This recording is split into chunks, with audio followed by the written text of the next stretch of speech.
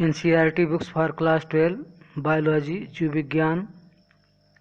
Second topic स्त्री जनन तंत्र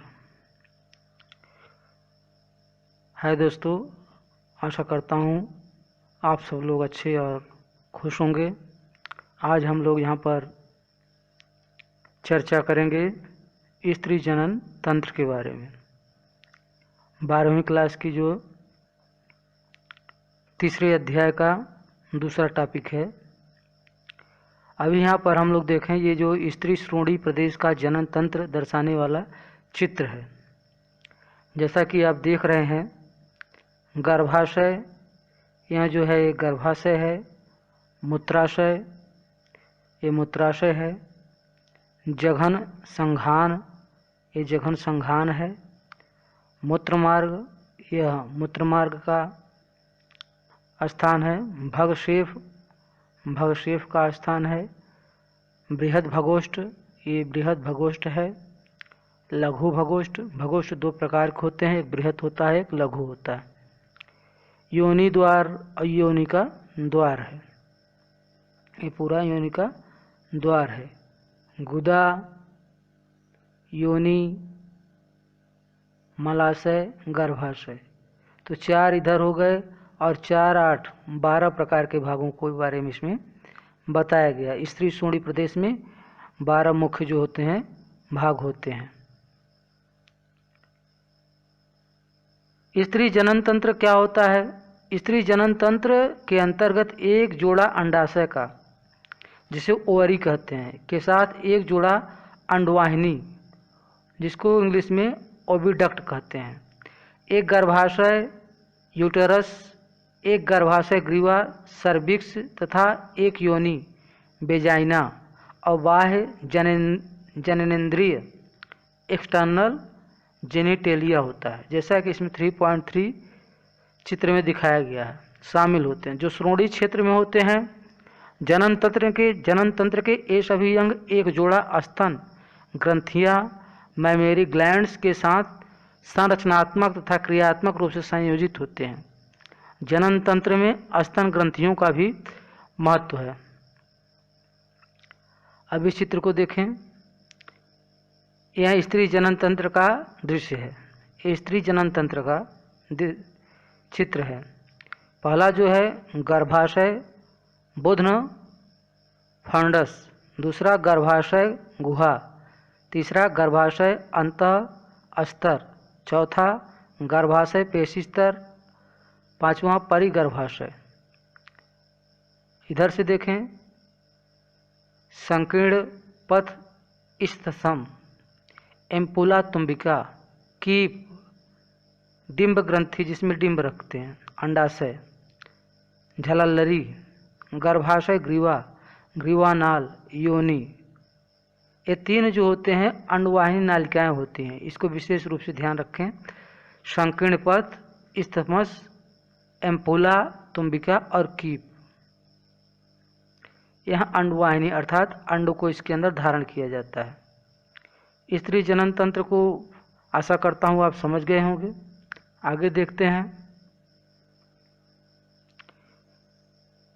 जिसके फलस्वरूप अंडोत्सर्ग, ओव्यूलेशन, निषेचन, फर्टिलाइजेशन, सगर्भता, प्रेगनेंसी, शिशु जन्म तथा शिशु की देखभाल की प्रक्रिया में सहायता मिलती है। अंडाशय स्त्री के प्राथमिक लैंगिक अंग है, जो स्त्री युग्मक, अंडाणु, ओवम और कई स्टेरॉयड हार्मोन्स, अंडाशयी हार्मोन्स उत्पन्न करते हैं।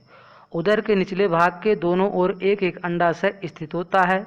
चित्र 3.3 ब, प्रत्येक अंडाशय की लंबाई 2 से 4 सेंटीमीटर के लगभग होती है और यह श्रोणी भित्ति तथा गर्भाशय के स्नायुओं लिगामेंट्स द्वारा जुड़ा होता है। प्रत्येक अंडाशय एक पतली उपकला एपिथेलियम से ढका होता है, जो कि अंडाशय पीठिका ओवेरियन स्ट्रोमा से जुड़ा होता है। यह पीठिका 2 क्षेत्रों, एक परिधीय बलकुट पेरिफेरल कार्टेक्स और एक आंतरिक मध्यांश मेडुला में विभक्त होता है। अंडवाहिनियाँ क्या होते हैं? डिंबवाहिनियाँ, नलिका और फेलोपियन नलिका। गर्भाशय तथा योनि मिलकर स्त्री सहायक नलिकाएं बनाती हैं। प्रत्येक डिंबवाहिनी नली लगभग 10-12 सेंटीमीटर लंबी होती है, जो प्रत्येक अंडाशय की परिधि से चलकर गर्भाशय तक जाती है। चित्र 3.3b देखें। अंडाशय के ठीक पास डिंबवाहिनी का हिस्सा कीप के आकार का होता है, जिसे कीपक इंफंडिबुलम कहा जाता है। इस कीपक के किनारे अंगुली सदृश प्रक्षेप प्रोजेक्शन होते हैं, जिसे झालर फेम्ब्री कहते हैं। अंडोत्सर्ग के दौरान अंडाशय से उत्सर्जित अंडाणु को संग्रह करने में ये झालर सहायक होती है। अंडोत्सर्ग के दौरान अंडाशय से उत्सर्जित अंडाणु को संग्रह करने में ये झालर सहायक होती है। कीपक आगे चलकर अंडवाहिनी के एक चौड़े भाग में खुलता है, जिसे तुम्बिका एम्पुला कहते हैं। अंडवाहिनी का अंतिम भाग संकीर्ण पथ इस्थमस है। इस्थमस में एक संकरी अवकाशिका ल्यूमेन होती है, जो गर्भाशय को जोड़ती है। गर्भाशय केवल एक होता है, जो इसे बच्चेदानी बुंब भी कहते हैं। गर्भाशय का आकार उल्टी रखी गई नाशपाती जैसा होता है।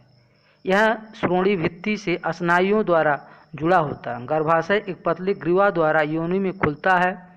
ग्रीवा की गुहा को ग्रीवानाल सर्वाइकल कैनाल कहते हैं।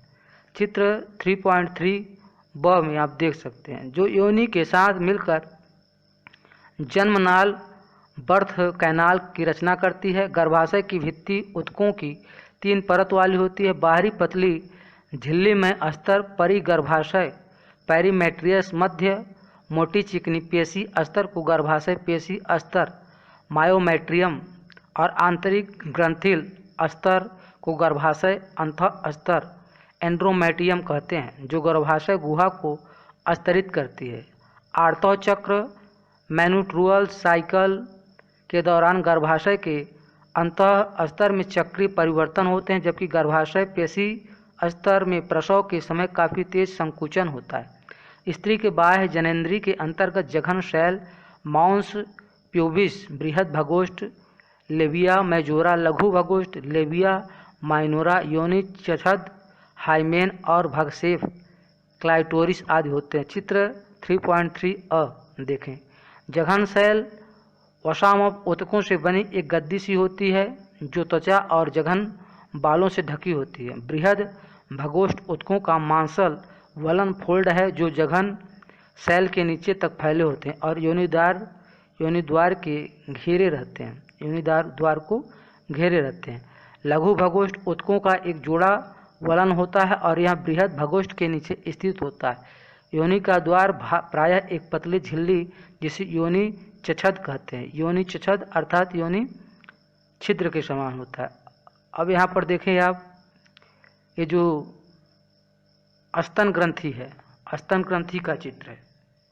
स्तन ग्रंथि में प्राय पाए जाने वाले जो भाग हैं, उनका यहाँ पर विशेष रूप से विवरण दिया गया है। पहला जो होता है वसा होता है, दूसरा स्तनपाली होता है, तीसरा स्तन कुपिका होता है, चौथा स्तन नलिका एम्पुला होता है, पांचवा तुम्बिका होता है, छठवां दुग्ध वाहिनी होता है, जहाँ दुग्ध धारण किया जाता है, सातवां चूचक स्तन नाग्र होता है, निपल जिसे कहते हैं, एरियोला चूचक पृष्ठ होता है। पीछे बृहत अंश पेशी पेक्टोरेलिस मेजर होता है और परशुका पसली होती है। परशुकाओं के बीच की पेशियां होती हैं। यह जो है स्तन ग्रंथि का चित्र है। कहते हैं से आंशिक रूप से ढका होता है। क्या ढका होता है, अब इसके लिए आप पहले देख सकते हैं इसको। योनिच्छिद, जिसे योनिच्छिद कहते हैं, वह जो है ढका होता है, आंशिक रूप से ढका होता है। भगसेफ एक छोटी सी अंगुली जैसी संरचना होती है, जिसको मूत्र द्वार के ऊपर 2 बृहद भगोष्ठ के ऊपरी मिलन बिंदु के पास स्थित होती है। योनिच्छिद प्रायः पहले मैथुन संभोग के दौरान फट जाता है। हालांकि यह आवरण कभी कभी तेज धक्के या अचानक गिरने से भी फट सकता है। जैसा कि लोग कहते हैं कि ब्लड आ जाता है जो पहले बार संभोग किया जाता है। कभी कभी ऐसा होता है कि अचानक कोई धक्का लग गया या फिर कहीं गिरने से भी उसमें दरार आ जाती है और फट जाता है, जिससे ब्लड खत्म हो जाते हैं, निकल जाते हैं।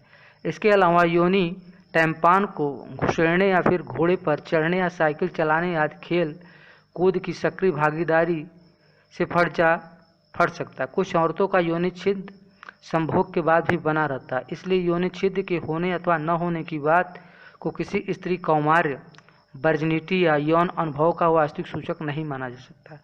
पुरानी कहावत है, लोगों की वर्जिनिटी कुंवारी को देखने के लिए जब संभोग किया जाता है तो ब्लीडिंग आता है। तो यह कोई नहीं है कि कोई प्रमाण नहीं है, उसमें जो है संभोग के बाद भी बचा रहता है। कुछ के अंदर ऐसा भी होता है कि संभोग के पहले भी वो यौनिच्छिद्र फट जाता है और जिससे कि वो ब्लड निकल जाता है। कार्यशील स्तन ग्रंथि सभी मादा स्तनधारियों का अभिलक्षण है। स्तन ग्रंथियाँ स्तन युग्म संरचना है जिसमें ग्रंथिल ऊतक और विभिन्न मात्रा में वसा होते हैं। प्रत्येक स्तन का ग्रंथिल ऊतक 15-20 स्तनपालियों मैमरी लोब्स में विभक्त होता है। इसमें कोशिकाओं के गुच्छ होते हैं जिन्हें कोशिका कहते हैं। चित्र 3.4 कोशिकाओं की कोशिकाओं से दुग्ध स्रवित होता है, आप उसे देख सकते हैं। और जो कोशिकाओं की गुहाएं अवकाशिकाओं में एकत्र होता है। कोशिकाएं स्तन नलिकाओं में खुलती हैं। प्रत्येक पाली की नलिकाएं मिलकर स्तनवाहिनी मैमर डक्ट्स का निर्माण करती हैं। कई स्तनवाहिनियां मिलकर एक बृहद स्तन तुम्बिका बनाती हैं जो दुग्ध वाहिनी लैक्टिफरेज डक्ट से जुड़ी होती हैं, जिससे कि दूध स्तन से बाहर निकलता है। ये आपका जो स्त्री जनन तंत्र के बारे में हम लोगों ने थोड़ा सा चर्चा किया और देखा, जो कि पाठ्यक्रम में दिया गया है जानकारी।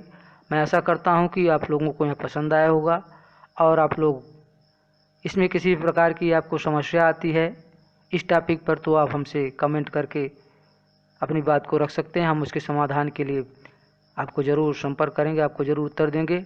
और अगला जो चैप्टर है का टॉपिक है युग्मक जनन, उस पर हम अगले वीडियो में चर्चा करें। आप हमारे वीडियो को लाइक करें, सब्सक्राइब करें और शेयर करें लोगों की ज्ञानवर्धक जानकारी और आपको हमारी जो अगली कड़ी है वो प्राप्त करने के लिए। धन्यवाद।